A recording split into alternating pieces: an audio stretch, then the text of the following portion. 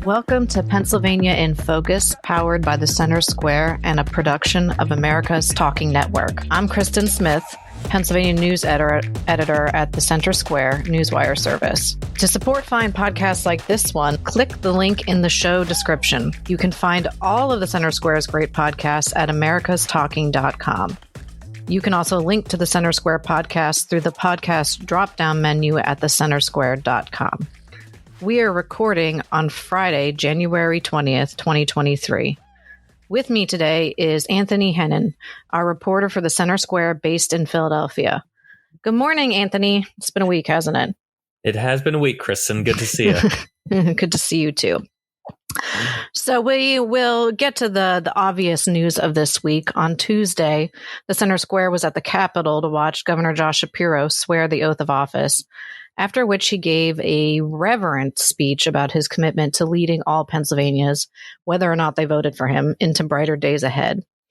The optimism was palpable even among GOP lawmakers who had struggled to repair bipartisanship with former Governor Tom Wolf's administration in recent years. The two factions seem so far apart on every major issue that compromise on our biggest problems felt at times impossible. But now the tenor has certainly changed, especially when it comes to energy policy, as you covered for us this week on thecentersquare.com. Anthony, why don't you tell us more about what's happening there? Yeah, so I think it's interesting when we're looking at Pennsylvania politics right now, where there seems to be a good dose of optimism, or at least good feeling when you're looking toward the governor's mansion, and more of the opposite when you're looking at the legislature. I think it's good to start on a high note. Why not? What's fun about this, what's interesting is, we're looking at, as Governor Shapiro comes in, he's appointing Republicans and Democrats to state positions. And on the campaign trail, one thing that was left a bit more ambiguous or unclear was his energy policy. Shapiro spent a good amount of time talking about looking toward investing in making good energy investments, recognizing that energy is a huge industry in Pennsylvania. But what really stood out here was Tom Wolf, the previous governor, was much more focused on kind of tamping down natural gas, or adding a bit more disincentives to fossil fuels. His great push was the Regional Greenhouse Gas Initiative, which is basically a consortium of different states joining in and adding in carbon taxes, essentially, of putting a market for certain levels of pollution, and then energy producers would have to buy allowances to be able to emit carbon. So while Wolf was big on this, trying to make this happen, and of course Republicans in the General Assembly were much more against this, Shapiro was more ambiguous. Shapiro talked about how he was a little more cautious about this. He had this ambivalent attitude toward it. So there's some hope here among Republicans that they can work with Shapiro on this and avoid entering Reggie and really investing in Pennsylvania as a energy powerhouse.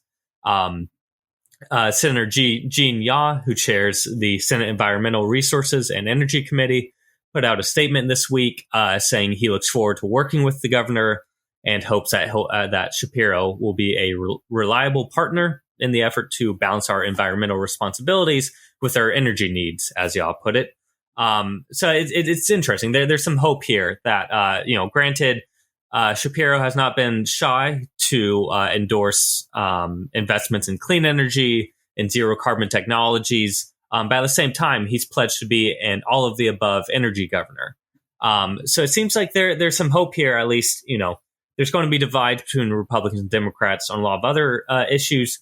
But at least with energy, Shapiro seems like he's much more pragmatic compared to Wolf, or at least his rhetoric is so far. And it seems like a lot of Republicans are taking him at his word there. And from my perspective, I agree. There's a lot of optimism. And I would say that hope from Republicans has really developed and evolved over time. As you mentioned, Wolf was really a champion of Reggie. And it's a different ballgame compared to the other states that are in it. I mean, you're looking at Maryland, New Jersey, the northeastern states, and they have very different economies. Energy is a different thing up there. And so our entrance into RGGI would have been, I hesitate to use the word unprecedented, but it would have been, it's different from what our neighbors are dealing with. And so Republicans and the natural gas industry, which in Pennsylvania is pretty large, were rightfully, in my perspective, rightfully concerned about what this would mean for our economy. And Wolf was very committed to the idea of lowering greenhouse gas emissions, hitting these very ambitious carbon neutral targets. And I think that they really struggled to find middle ground there. And in fact, even preceding the issues of the pandemic that really kind of caused this chasm between Wolf and the legislature, RGGI was a turning point, I would think, in the souring of their relationship. It happened in late 2019. And the key point about RGGI, which is always kind of stuck in their craw, was that instead of getting a bill passed through the legislature, as was done in the 11 other states with the exception of New York, but it still kind of happened in New York, but I won't get into it. But instead of getting General Assembly approval, he went through executive order. And as we've discussed in weeks past, Wolf's preference for doing things by executive order raised constitutional concerns, particularly in the case of RGGI, because it would have represented in their minds what they call a carbon tax, because energy producers, they would have had to pay for these credits. The cost of that credit would have ultimately been passed down to ratepayers. And because of economic forces, the amount of money that the state thought that they would get from RGGI kept going up and up and up. And eventually it was nearly quadruple the amount that they had originally estimated when they supported joining RGGI. And as you're aware, electricity costs they're through the roof, and the price of energy it touches everything in our economy. So as time went on and the pandemic happened and that relationship between the branches broke down, RGGI just became this really contentious debate. So that's a very long way of saying that this renewed hope, particularly from someone like Jean Yaw, who chairs the Environmental Resources and Energy Committee, this renewed hope, this sense of bipartisanship, this idea that they can come together, it is new. And it is, I think a lot of people would say, refreshing after the last few years. Shapiro has positioned himself as someone who's going to have a more moderate opinion on this. And in fact, on the campaign trail, he would reportedly told the trade unions that he didn't support RGGI. And even as Attorney General, he raised concerns about it. He didn't stop the regulatory process from happening at that time, but he did express concerns. How quickly will he act on this? It remains to be seen. He's in the very early days of his administration, and RGGI's tied up in the courts. We don't know what's going to happen there yet, but it seems like all in all, the leaders and the people who are involved with this, even the trade associations and the industry partners, even they are expressing new hope under this administration. They think that there's a path ahead. So that optimism is, like I said, very palpable. And I think that so far, Shapiro has really kept up with his promise to represent everybody. This is, like I said, energy, jobs. This is a big issue. And speaking of jobs, he actually took his first executive action yesterday on his first full official day in office. And I know you covered that for us. So can you tell us a little bit more about what that executive action was? Yeah, so this is something that's not necessarily unprecedented, but I think it was a very clear symbol for this being his first executive order. Was to remove the college degree requirement from many state jobs. I think when they looked it over, they estimated it'd be about 65,000 positions now. Rather than requiring that applicants have a degree, it's much more focused on skills and experience. So this is I believe they estimate something like 92% of state jobs now will not require a college degree. Obviously, that can help in the application process. It can help show that you specialize in a field or whatever else. But this is sort of removing some economic barriers for people and making sure that we're not that the state is not unintentionally eliminating someone from a job that they would be fit for. Pennsylvania is not the first state to do this. Maryland did this last year, as well as Utah. And this is kind of becoming more of a trend. We've seen it talked about in a number of right-wing spaces, but also, it's something that appeals to Democrats as well.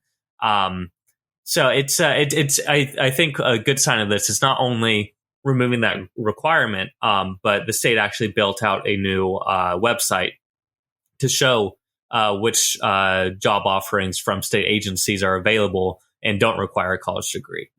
So it makes it a little easier to kind of search around for a job, and there's many state positions that remain open and need to be filled.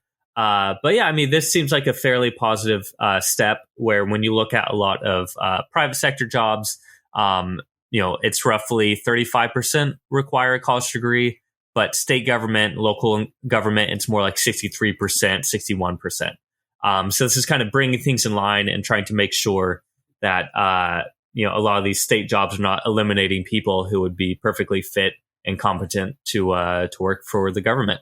So we'll see if I can shift a lot of things, but it is a good sign where when you look at Pennsylvania, it's a state where its labor force participation rate has been declining. And this could be, at least one small thing to help reverse that. Yeah, I think you used the word pragmatic before, and I see this as an example of that. It's a really interesting first step that he took. I didn't see, as of today, any criticism. It seems like something that would get bipartisan support, and pulling back from a really broad policy view and putting into the context of this larger conversation the country is having around college affordability, the value on return for a college degree. I can say, from anecdotal experience, the salary of a state job is not commensurate to the cost of the degree that it requires. And so I believe that this is a really useful step. And I really liked the way that it was described as skills-based hiring, because as we all know, schooling isn't the end-all be-all of whether or not you can do a job.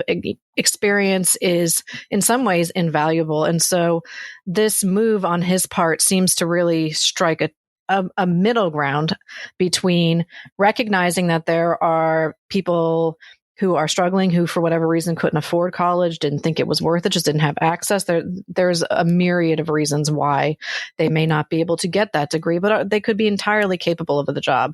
We talk about things like soft skills when hiring, things that you can't teach people, that about their ability to speak with the public, to relate to customers, to be a good team player, their interpersonal skills. All of that stuff goes into a good employee and eventual leaders. And I think, you always hear the discussion about, this is a little bit far afield, but I see way too many think pieces about how Homer Simpson would be on public assistance today because there was no way that you could afford his lifestyle, because someone without a college degree just could not get a job like that. That's a very, simplistic example, but it is the truth.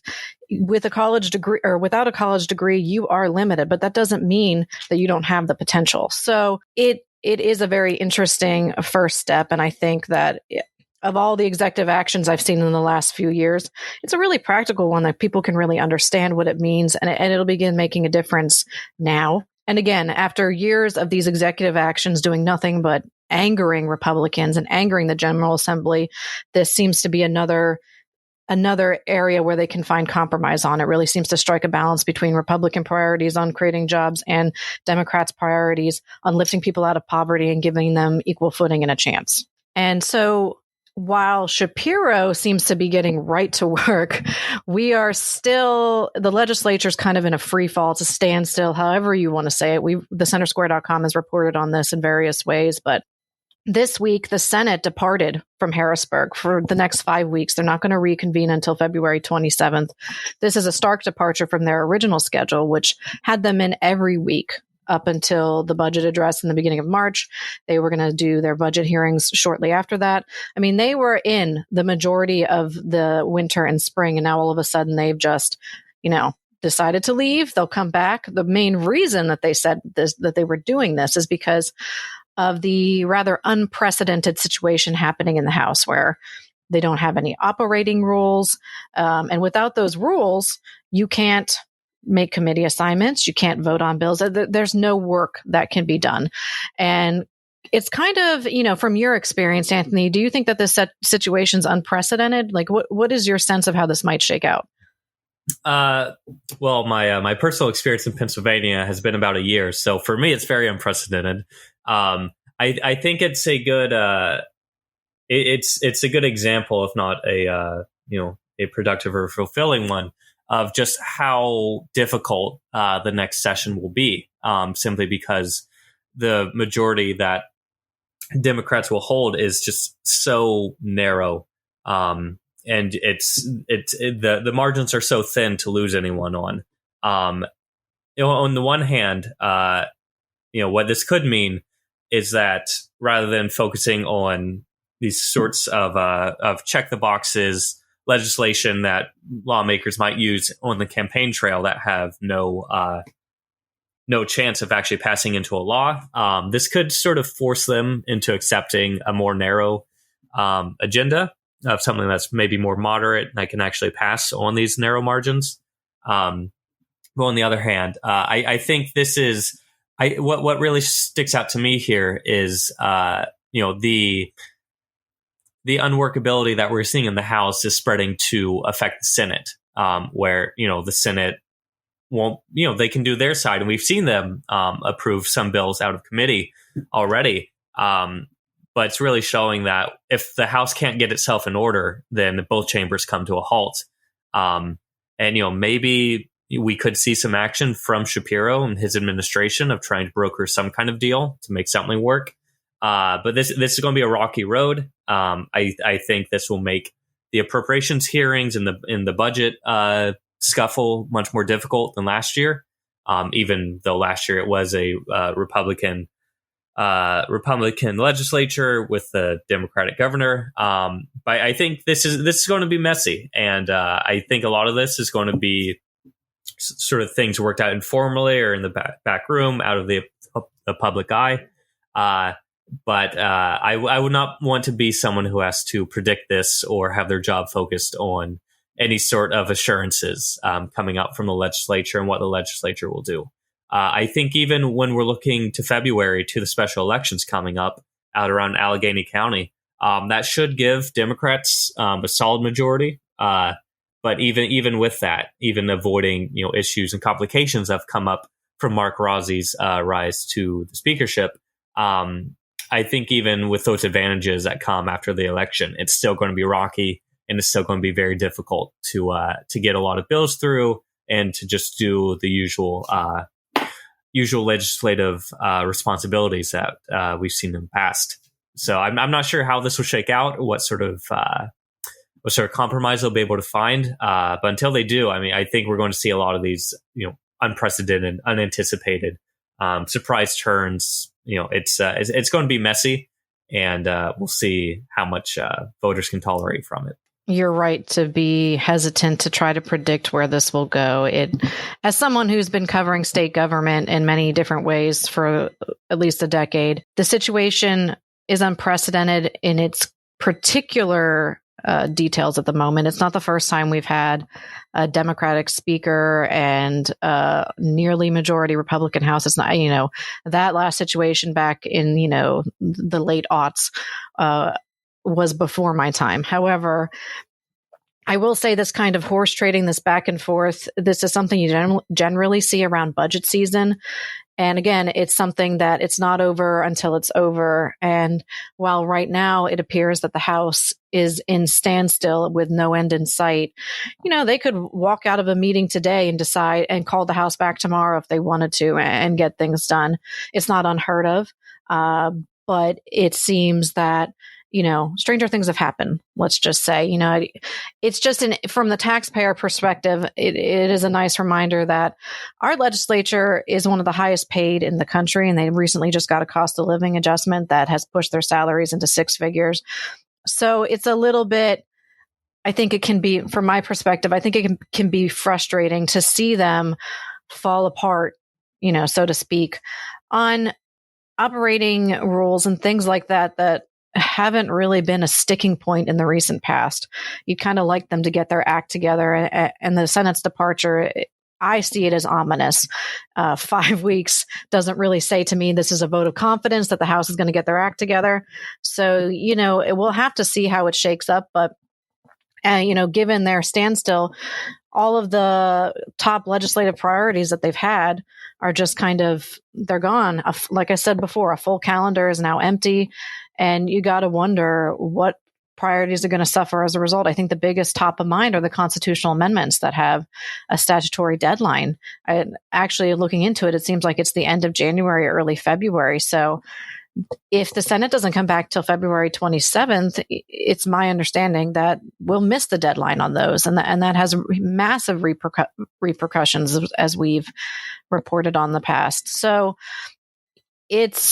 I think it's probably frustrating for everyone involved. And you were kind of getting to this point in your comments, but it's hard to take. Usually when you see a legislature this divided, sometimes you can have an optimistic view of that and believe that, well, we're going to really get policy that not everyone, no one's going to be happy with it, but that's probably the best outcome for the people of Pennsylvania.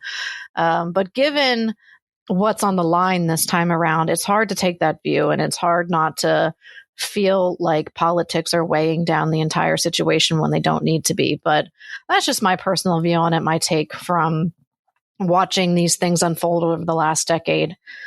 So hopefully, we're all wrong and they get things together and they're back next week and they can, move forward on these issues that are really important to the taxpayers.